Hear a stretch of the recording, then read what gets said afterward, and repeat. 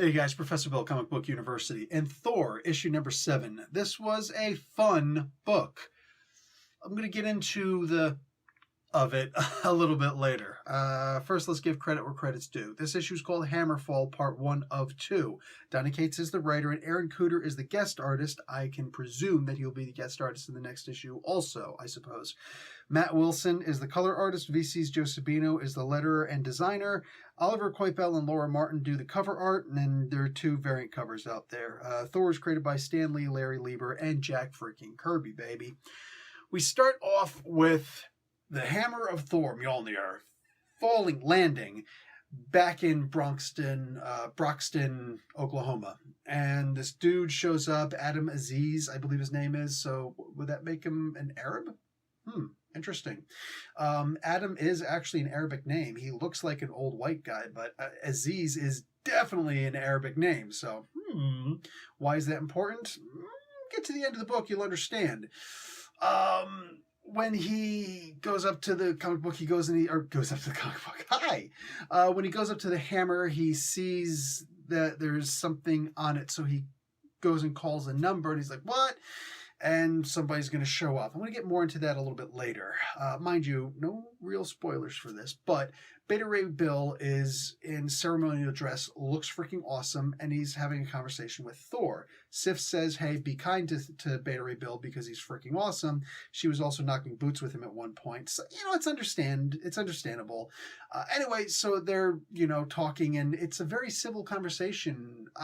I got to keep in my head canon that Beta Ray Bill kind of acted a little bit out of character too, but your dad gave me that hammer and you smashed it because you didn't want to have a conversation with me. You thought it was too important. You thought this, that, and the other thing. You thought, whatever, you're all powerful, and the only thing to do is to smash my hammer in your own hands. That's kind of fussed. I'm saying it's a little bit fussed. All that being what it is a gift. You don't freaking destroy somebody else's gift. That's Stormbreaker, bruh. So, are we going to get a new Stormbreaker? Or are we going to get something else? No spoilers. That might actually appear in the next issue. We simply have the idea that he's going to need something for what's to come because there's a conversation. I'm just saying there's a conversation. Go and check out that conversation. What I didn't see in the conversation was a lot of anger. Maybe a little reserved anger, but the art didn't. The art was really good, but the art didn't show that. So I don't know if the art was meant to show that. The words simply didn't describe it. Beta Ray Bill actually tries to tell a joke at one point. Bombs. It's Beta Ray Bill. It's expected. I mean, the guy can't be the best at everything, like Thor's a particularly funny guy? Well, he is in this one. I don't know, man. For the most part, this was a pretty fun issue.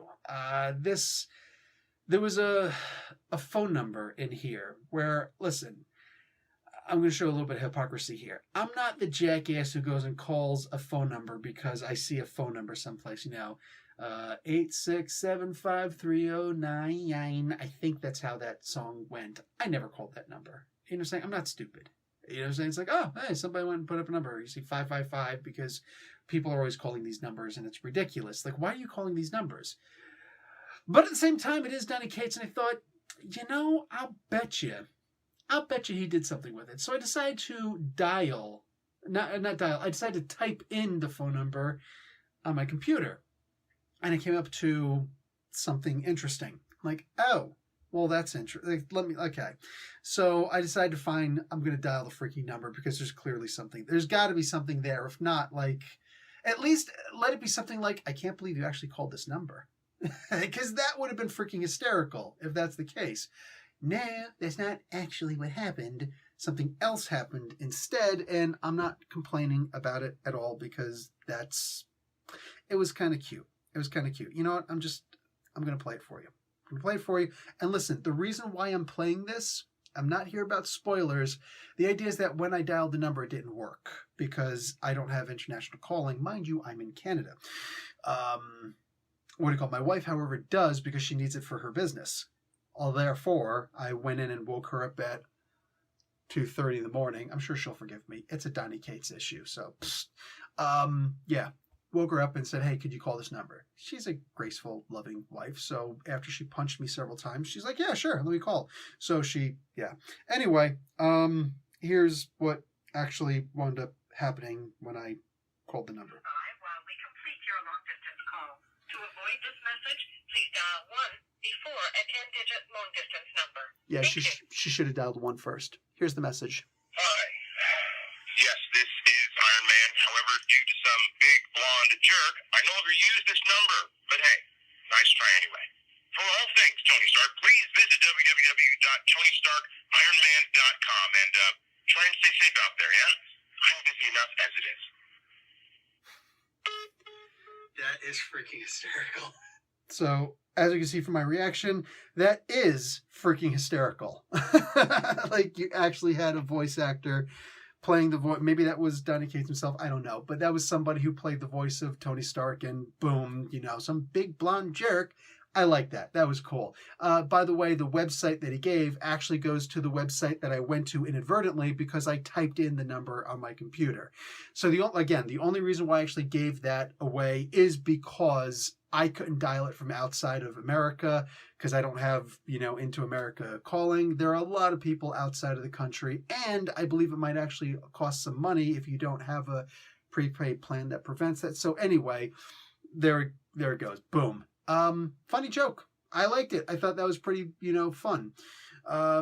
It's also something that we've seen before, with all due respect. I mean, I'm not going to be that jerk. I was thinking in my mind, wouldn't it be cool if it did go to the website? The website said, hey, go and check out my Instagram. And the Instagram said, go check out this Twitter, thing, a random Twitter thing, whatever. And that led you something, and you had to just bounce around all over the place until it actually gave you something where it's just like, I can't believe you got this far.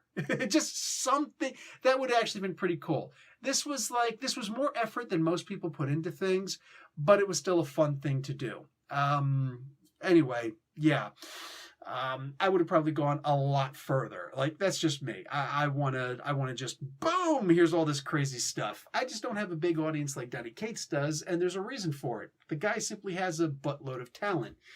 The problem is a lot of that talent seems to be on hiatus. I'm not going to say wasted, because, again, I'm giving the same excuse that I've given to Mr. Cates for a long time, given for Mr. Cates for a while. The guy's doing a movie. He's got multiple comic books going. He's got a lot of stuff on his plate. You know what I'm saying? That being said, maybe he's just doing a little bit too much, because a lot of that great creativity is really just retelling of older stories.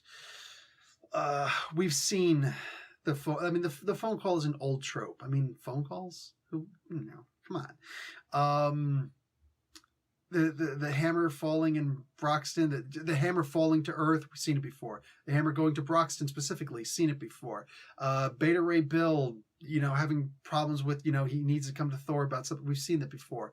The idea of Thor going and recreating something. The idea of Thor freaking becoming super in charge of everything again. We've seen every single thing that happened in this comic book, for the most part, we've seen at some point or another before.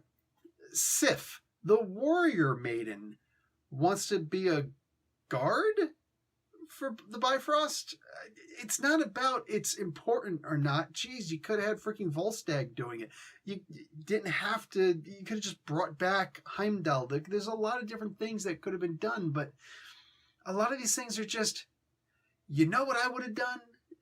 It's almost like I want to, and again, I mean this in the best way possible. There's going to be people who aren't going to understand that, so I can't do anything for you. You just take me at my word or you don't. I think that Donny Cates is like the best fan fiction writer I've ever seen actually get a job at a big company like Marvel. I think that when he gets less things on his plate, he's going to be able to pull out that deep creativity again and just boom, hammer home some incredible stories. These are fun, and I laughed, and I'm looking forward to what's going to happen next.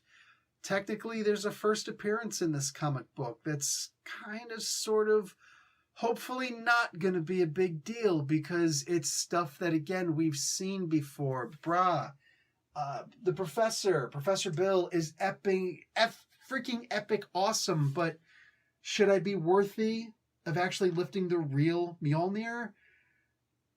I would like to think so, but I would almost hope not for story purposes because, I mean, come on. Can everybody lift Mjolnir? And I've talked about this before. I'm becoming very disillusioned with modern comic books, man. Most writers, even to the point of Kate's at this point, it's just becoming so redundant. I've been there, done that, got the t-shirt. This would be like somebody making a clone of Superman, honestly, and saying, look, it's a clone of Superman. Another one, I don't believe that we're all out of ideas. I really don't. And I don't want them to get rid of Donny Cates. I don't, because the guy just writes really good stories. I just wish there was some more originality to it. I'm positive he's got it in him. There's just no way he doesn't. But for right now, I'm just not seeing a lot of it. And that's really soul-crushing. Because it's like coitus interruptus. You're there, you're doing the act, you're bang, bang, bang, and all of a sudden somebody knocks on the door and it's like it's the police. It's like, I better get up right now. You know what I'm saying? No, that's never actually happened to me before. That's just the thought that came into my head. Yeah, you'd have to get up pretty quick. You don't want them knocking down the freaking door. In the meantime, it's like, dude, you'd feel like the dog that was, it's like, you ever pull two dogs off each other? I've seen it done before, and the guide dog is still, humping the air. It's like, what are you doing? So I think that was just as funny. But anyway, that's just me. This wasn't bad. I saw this. I mentioned this. I told you guys, everybody can't be worthy. It's just, ugh. And now at this point, what does Donnie do? He pretty much makes everybody worthy. Why? Anyway, guys, let's see how the story turns out. I'm still going to keep reading because it is just interesting enough. I do want to see where all this stuff goes. Aside from that, though, I'm out. Talk to you guys later. Like the video, watch an ad. Professor Bill, Comic Book University. Class dismissed.